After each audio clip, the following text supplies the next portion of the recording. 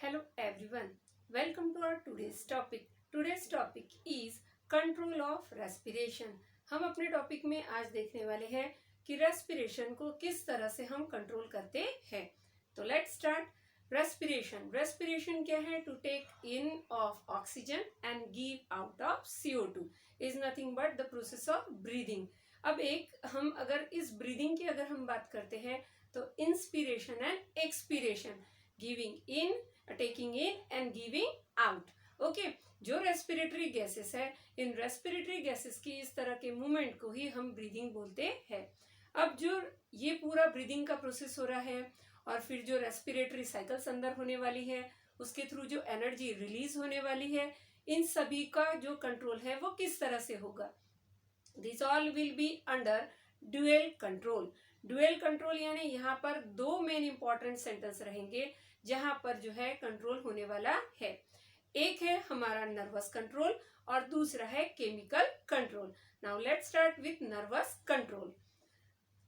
Nervous control comprises of 3 main centre, जिसमें inspiratory centre, expiratory centre और निमोटैक्सिक centre रहेंगे. अगर हम ह्यूमन ब्रेन की बात करें तो this portion is known as pons varoli और this portion is known as medulla oblongata. Okay, अब ये जो दो मेन इंपॉर्टेंट सेंटर है, ये जो है यहाँ पर जो न्यूरॉन्स प्रेजेंट रहने वाले हैं, यही हमारे लिए बहुत इंपॉर्टेंट रोल प्ले करते हैं. pons varoli and medulla oblongata, ये क्या है? This is human brain. ये जो ब्रेन स्टेम है, इसमें ये दो हिस्से हैं, that is pons varoli and medulla oblongata. इसी को हम यहाँ पर जो है एनलार्ज कर देख रहे हैं. अब हमारा सबसे पहला हिस्सा है inspiratory centre. This portion is known as inspiratory centre. आप देख सकते हैं जो डॉर्सल साइड है वहां पर ये प्रेजेंट है मेडुला ऑब्लंगेटा की. ये हिस्सा क्या है? This is known as medulla oblongata. और ये जो हिस्सा है ये है pons varoli. ओके, अब ये जो इंस्पिरेटरी हिस्सा है, इसका काम क्या है? ये इंस्पिरेटरी सेंटर ब्रीदिंग के रेट को यहाँ पर कंट्रोल करता है. जो नॉर्मल ब्रीदिंग का रेट होगा इसी को ये कंट्रोल करता है. नाउ अगर हम एक रेस्पिरेटरी साइकिल को देखें, रेस्पिरेटरी साइकिल यानी क्या? रेस्पिरेटरी साइकिल यानी इंस्पिरेशन और expiration, to take in of breath, to give out. अब जो रेस्पिरेटरी साइकिल होगी, एक हेल्दी इंडिविजुअल में अगर हम देखें तो healthy individual will respire 12 times पर मिनट. और अगर हम एक इन छोटे बच्चों में देखें, जैसे कि न्यूबॉर्न्स की देखें बात, तो दे विल रेस्पायर 44 टाइम्स पर मिनट. ओके, तो जो हेल्दी एडल्ट की हम बात कर रहे हैं, इट विल रेस्पायर 12 टाइम्स पर मिनट. अब इस साइकिल को हम किस तरह से देखेंगे? एक रेस्पिरेटरी साइकिल मतलब inspiration plus expiration. 1 respiratory cycle is of 5 second. एक रेस्पिरेटरी साइकिल को कितना समय लगता है? 5 सेकेंड का. तो यहाँ पर इंस्पिरेशन के लिए 2 सेकेंड लगेंगे एंड एक्सपिरेशन के लिए 3 सेकेंड लगेंगे. Together it is of 5 second. 5 second respiratory cycle is divided into inspiration for 2 second and expiration for 3 second. ये क्या है? ये नॉर्मल ब्रीदिंग का रेट है, जो कि कौन कंट्रोल करेगा? Inspiratory centre. This portion is known as inspiratory centre. Now अगला जो है वो है एक्सपिरेटरी सेंटर. अब ये जो पोर्शन आपको दिख रहा है, this is known as expiratory centre. Again it is situated in medulla oblongata. ये जो एक्सपिरेटरी सेंटर है, नॉर्मल जब रहेगा तो ये डॉर्मेंट यानी फिलहाल कोई काम नहीं कर रहा है, ये डॉर्मेंट स्टेज में रहेगा. लेकिन जैसे ही एक्सरसाइज की जाएगी, कोई स्ट्रेनस वहां पर वर्क किया जाएगा, तो इस समय पर मसल कॉन्ट्रैक्शन के लिए यानी पावरफुल मसल कॉन्ट्रैक्शन के लिए ये रिस्पॉन्सिबल होता है. Next to that is pneumotaxic centre. अगला जो है हमारा क्या है? ये जो हिस्सा है ये है pneumotaxic centre which is present in pons varoli. ये कहाँ प्रेजेंट है? pons varoli में प्रेजेंट है. न्यूमोटैक्सिक सेंटर क्या करता है? It increase the rate of respiration but decrease the depth of respiration. ये क्या करता है? इंस्पिरेशन का रेट बढ़ाता है लेकिन उसकी डेप्थ कम करता है. इसका मतलब क्या है? जब इस तरह से कोई एक्टिविटी होगी तो जो मेम्ब्रेन्स है वो इवापोरेशन का प्रोसेस करती है. इसको और अच्छे से समझने के लिए हम डॉग्स के पैंटिंग को देख सकते हैं। डॉग्स जो है बॉडी को कूल करने के लिए पैंटिंग इफेक्ट करते हैं, उसी को हम बोलते हैं nothing but painting effect of dog. तो इस तरह का क्या होगा, रेस्पिरेशन के रेट को बढ़ाया लेकिन डेप्थ को कम किया। जो सेंटर ये काम करेगा वो सेंटर कौन है, नीमोटैक्सिक सेंटर। कहाँ प्रेजेंट है, यहाँ पर प्रेजेंट है। ओके, बॉडी की जो भी हमारी रेस्पिरेशन का ये जो कंट्रोल मैकेनिज्म हमने देखा, it is involuntary in nature. Involuntary यानी ये हमारे कंट्रोल में नहीं है। लेकिन ये जो रेस्पिरेटरी सेंटर्स है जिनको हमने देखा, inspiratory centre, expiratory centre and pneumotaxic centre, ये तीनों भी सेंटर जो है यहाँ सेरिब्रल कॉर्टेक्स से इनका कनेक्शन होता है। Because of that we can change pattern of respiration. हम रेस्पिरेशन का पैटर्न चेंज कर सकते हैं, यानी वॉलेंट्री हम इसको कुछ लेवल तक जो है यहाँ चेंज कर सकते हैं। अब ये होना जरूरी क्यों था, it is protective in nature.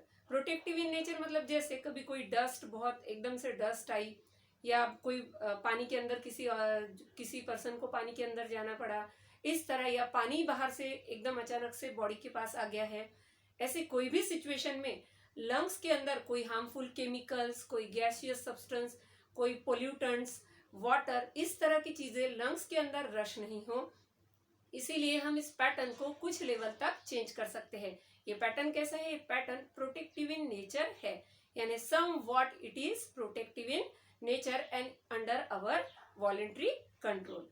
But mainly अगर हम नॉर्मल ब्रीदिंग को देखें तो it is involuntary in nature. Clear है, but we can't stop, we don't have the ability to stop the process of respiration.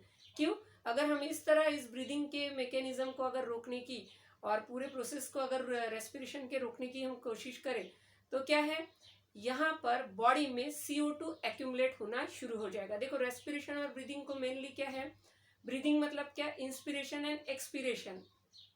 जो CO2 वहां हम expire करने वाले हैं, ये कहाँ से मिला है, ये जो सेल रेस्पायर करेगी और सेल का जो बाय प्रोडक्ट रहेगा वो है CO2, और ये CO2 हम बॉडी के बाहर देते हैं। तो अगर हम इस प्रोसेस को स्टॉप कर देंगे तो क्या होगा, CO2 will get accumulated inside our body, जो कि बॉडी के लिए टॉक्सिक है।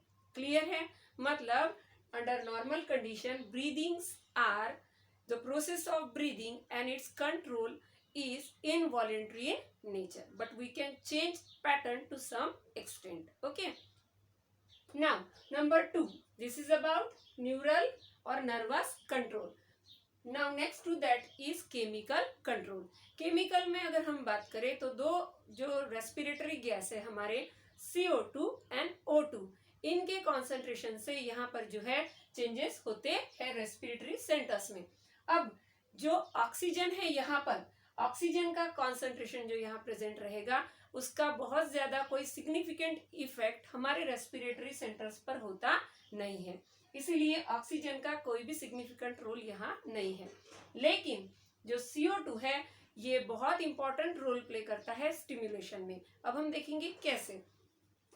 CO2 का कॉन्सेंट्रेशन अगर बॉडी में बढ़ गया और जो सेरिब्रोस्पाइनल फ्लूइड जो यहाँ प्रेजेंट है फ्लूइड, वो उसमें और बॉडी के ब्लड में अगर CO2 का कॉन्सेंट्रेशन बढ़ता है तो बॉडी की जो रेस्पिरेटरी रेट है वो भी बढ़ जाएगी, लंग्स का जो वेंटिलेशन है वो भी बढ़ जाएगा, और ये होने की वजह से क्या होगा, what will happen, it increases the process of formation and dissociation of carbonic acid. हमको पता है कार्बोनिक एसिड क्या है, कार्बोनिक एसिड हमने देखा जब CO2 को ट्रांसपोर्ट करना है तो हम कार्बोनिक एसिड का यूज करते हैं। तो ये कार्बोनिक एसिड और हाइड्रोजन आयन यहाँ पर बढ़ना शुरू हो जाएगी, जिससे pH क्या होगा, लो होता जाएगा, यानी कंडीशंस कैसी होती जाएगी, एसिडिक। इस एसिडिक कंडीशन को हम क्या बोलते हैं, एसिडोसिस। इस तरह की जैसे ही कंडीशन होगी वो ब्रेन के अगले सेंटर को, जिसको हम बोलते हैं chemosensitive centre area of our brain which is situated in medulla oblongata. इस मेडुला ऑब्लंगेटा में ये जो सिचुएशन यहाँ पर है, ये कौन सा रीजन है यहाँ सिचुएटेड,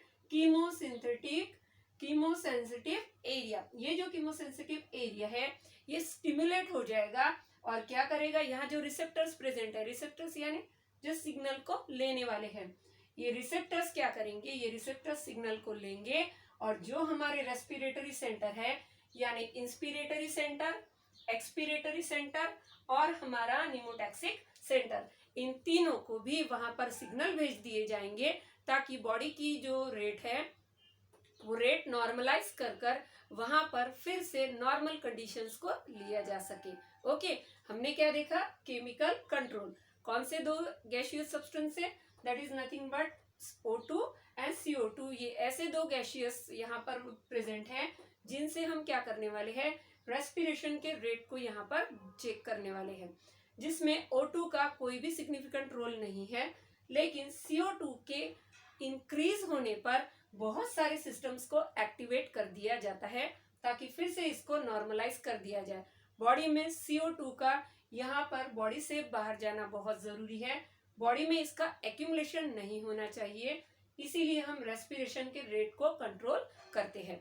आज हमने क्या देखा, जो रेस्पिरेशन है इसका दो प्रकार से हमने कंट्रोल देखा, एक नर्वस और दूसरा केमिकल।